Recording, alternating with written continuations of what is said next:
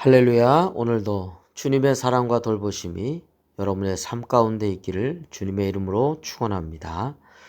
오늘부터는 베드로 후서 말씀을 함께 묵상하도록 하겠습니다. 베드로 후서 1장 1절부터 11절 말씀이 되겠습니다. 예수 그리스도의 종이며 사도인 시몬 베드로는 우리 하나님과 구주 예수 그리스도의 의를 힘입어 동일하게 보배로운 믿음을 우리와 함께 받은 자들에게 편지하노니 하나님과 우리 주 예수를 알므로 은혜와 평강이 너희에게 더욱 많을지어다. 그의 신기한 능력으로 생명과 경건에 속한 모든 것을 우리에게 주셨으니 이는 자기의 영광과 덕으로서 우리를 부르신 이를 알므로 말미암음이라. 이로써 그 보배롭고 지극히 큰 약속을 우리에게 주사 이 약속으로 말미암아 너희가 정욕 때문에 세상에서 썩어질 것을 피하여 신성한 성품에 참여하는 자가 되게 하려 하셨느니라. 아멘.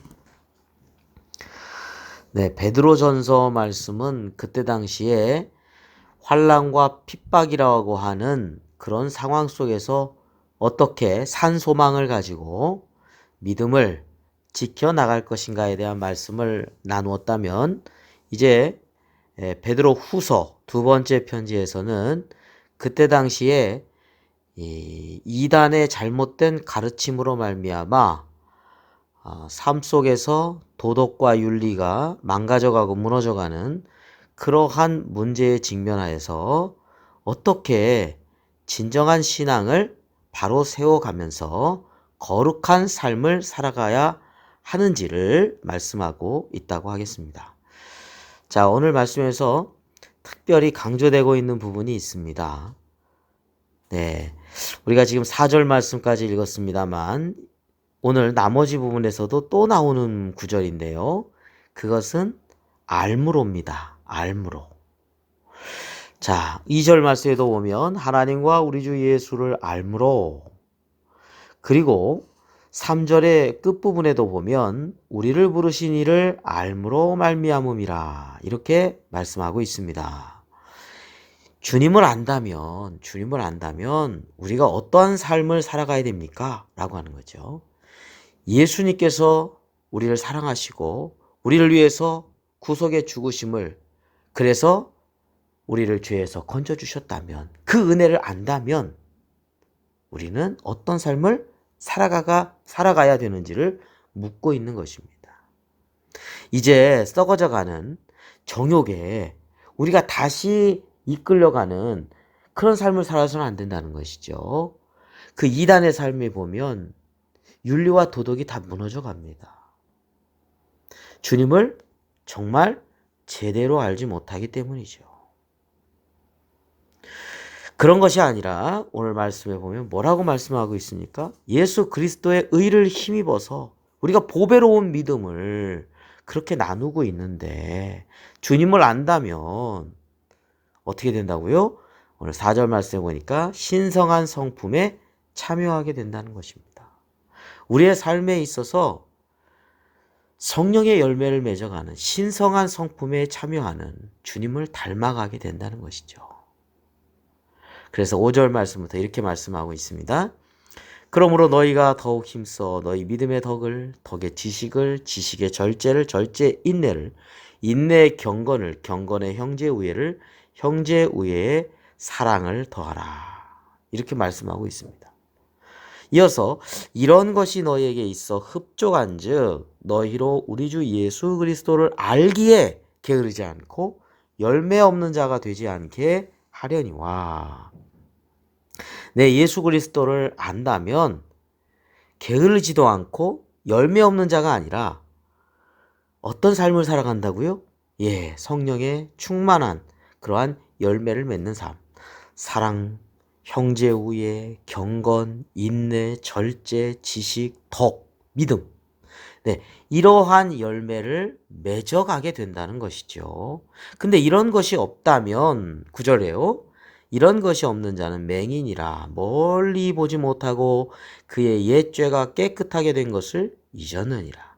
죄에서 구원받아서 살아가고 있는 것을 잊어버리고 있고 그런 삶을 바라보지 못하는 영적인 맹인이라는 것입니다. 그럼 어떻게 우리가 살아가야 될 것인가? 10절, 11절 말씀에 나오고 있죠. 그럼 우리 형제들아 더욱 힘써 너희 부르심과 택하심을 굳게 하라. 너희가 이것을 행한즉 언제든지 실족하지 아니하리라.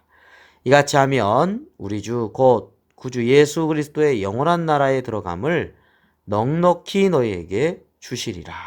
아멘.